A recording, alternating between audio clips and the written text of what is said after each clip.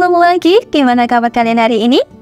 Di video kali ini, aku mau ngajak kalian semua ke Korea. Gak jalan-jalan, tapi kita mau ngebahas kasus yang pernah terjadi di Korea.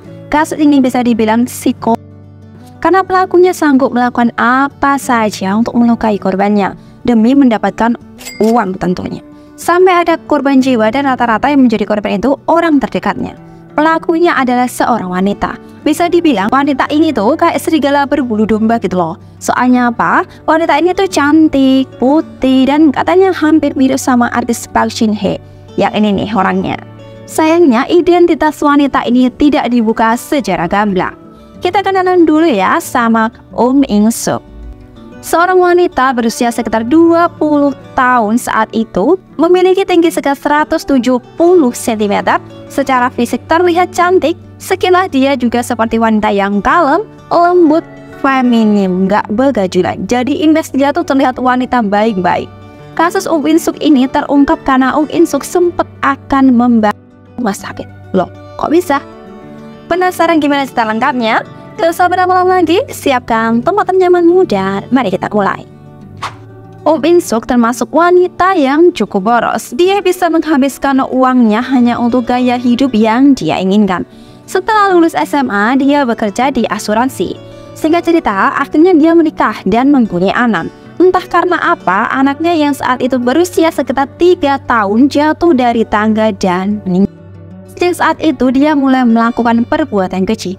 Entah depresi karena kehilangan anak atau memang gaya hidup yang mendorongnya untuk bisa mendapatkan uang secara cepat dan juga banyak. Karena backgroundnya pernah kerja di asuransi, pasti sedikit banyak dia mengetahui gimana caranya mendapatkan uang dari klaim asuransi. Dia melakukan kejahatan pertamanya terhadap suaminya sendiri. Bulan April tahun 2000, In Suk mencampurkan obat tidur ke minuman suaminya. Saat suaminya mulai pusing, dia mendorongnya.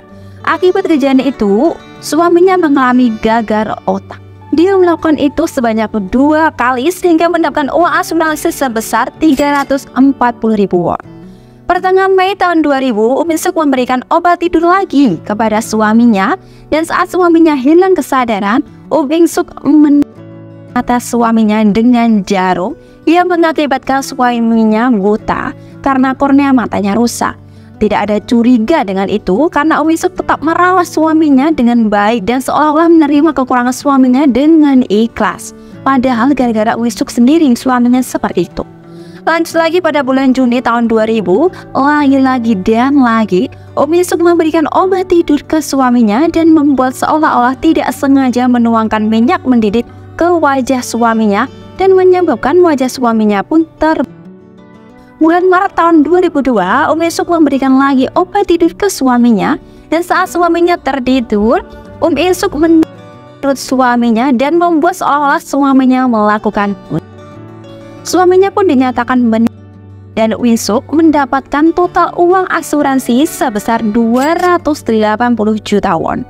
Tidak ada yang curiga dengan In Suk karena dikabarkan suaminya In Suk tuh menderita depresi, jadi seolah-olah suaminya melakukan bunuh karena depresi.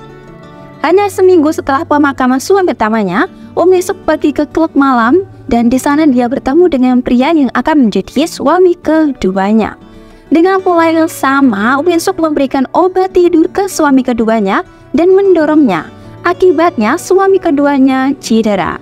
Setelah itu, In Suk kembali melakukan perbuatan keji dengan menutup mata suami keduanya dengan jarum sehingga membuatnya buta. Untuk menghindari kecurigaan, pada pertengahan November tahun 2002, In Suk mendaftarkan pernikahannya dan merawat suami keduanya dengan sungguh-sungguh. Karena hal itulah, mertuanya pun mempercayai In Suk dan menganggap In Suk adalah malaikat karena masih mau dan bersabar merawat suaminya yang sudah buta. Benar-benar serigala berbulu domba ini orang.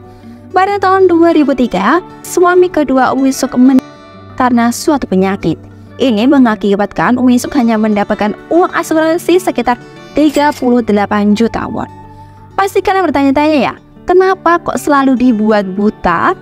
Karena nilai klaim tertinggi asuransi kesehatan di Korea itu yang pertama dan yang kedua kehilangan penglihatan.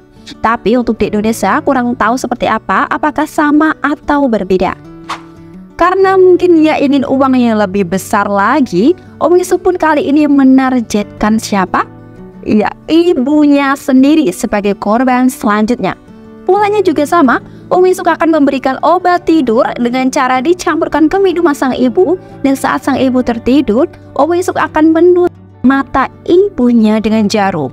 Karena pasti tahu sendiri kan endingnya seperti apa? Ibunya jadi buta lah. Serakah atau apa ini orang? Kakak kandungnya pun juga menjadi korban kekejian Om Yusuf. Dia mengundang kakaknya untuk minum, namun di dalam minuman sang kakak telah tercampur obat tidur yang membuat sang kakak tertidur. Tidak ditusuk lagi, kali ini Om Yusuf menuangkan asam klorida pada kedua mata kakaknya yang mengakibatkan kedua mata kakaknya menjadi buta. Saat kakaknya masih dirawat di rumah sakit, Om Yusuf mencoba dengan cara menyuntikkan zat asing ke infus sang kakak. Namun itu gagal, sang kakak pun selamat. Karena gaya hidup yang mewah dan boros banget, Om Yusuf ini menjual rumah keluarganya secara diam-diam dan berbohong bahwa dia telah menemukan rumah di Seoul dan akan pindah. Karena takut kebohongannya terbongkar, jadi Om Yusuf membuat jus yang telah dicampur obat tidur dan diberikannya kepada ibu, kakak, serta adiknya, dan mengatakan jus itu baik untuk matanya.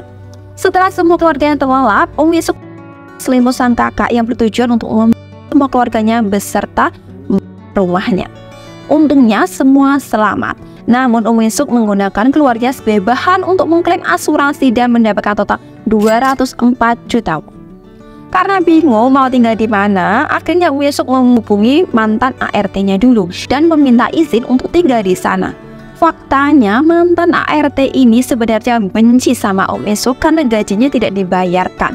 Namun karena iba akhirnya mengizinkan Om Yusuf untuk tinggal sementara waktu di rumahnya. Namun hal itu adalah keputusan yang salah besar. Om Yusuf pun berulah lagi dengan cara membanding dan melemparnya ke sofa rumah mantan ART. Akibatnya suami ART itu pun meninggal dan anak-anaknya mengalami luka bakar. Saat itu Om Yusuf datang ke rumah sakit di mana keluarga ART itu dirawat. Dengan nekat Om Yusuf menuangkan bensin ke rumah sakit dan berencana untuk Untungnya hal itu dapat digagalkan. Om Yusuf pun ditangkap karena percobaan. Untuk menghindari interogasi, Om Yusuf pun berpura-pura pingsan. Dia pun memohon untuk tidak ditangkap karena anaknya dari suami yang kedua sedang sakit dan memerlukan perawatan khusus. Karena alasan itu pun Om Yusuf dibebaskan. Memang gak ada kapok-kapoknya ini orang ya. Om Yusuf pun mencuri kartu kredit dari seorang wanita yang dia kenal di rumah sakit selama menunggu suami pertamanya yang dulu. Uang itu digunakan untuk biaya rumah sakit dan kebutuhan lainnya. Karena ketahuan, akhirnya Om Yusuf memberikan obat tidur ke wanita itu lalu menusuk matanya dengan jarum dan mengambil kartunya lagi untuk digunakan berfoya-foya. Dia juga melakukan percobaan kepada wanita itu beberapa kali dengan menyuntikkan obat ke infusnya. Akhirnya Om Yusuf pun ditangkap polisi. Sempat-sempatnya dia tuh berbohong bahwa dia pecandu agar hukumannya dikurangi. Namun setelah diperiksa ternyata dia tidak pernah mengkonsumsi narkoba. Om Yusuf sang psikopat cantik menerima hukuman penjara seumur hidup. Panjang banget ya kasus yang Om Yusuf ini perbuat hanya karena ingin hidup mewah tanpa perlu bekerja keras. Gimana menurut kalian? Terima kasih yang sudah menonton dan subscribe. Yang belum subscribe jangan lupa subscribe ya dan tekan loncengnya. See you next video. Bye bye. Terima kasih. Semoga harimu menyenangkan.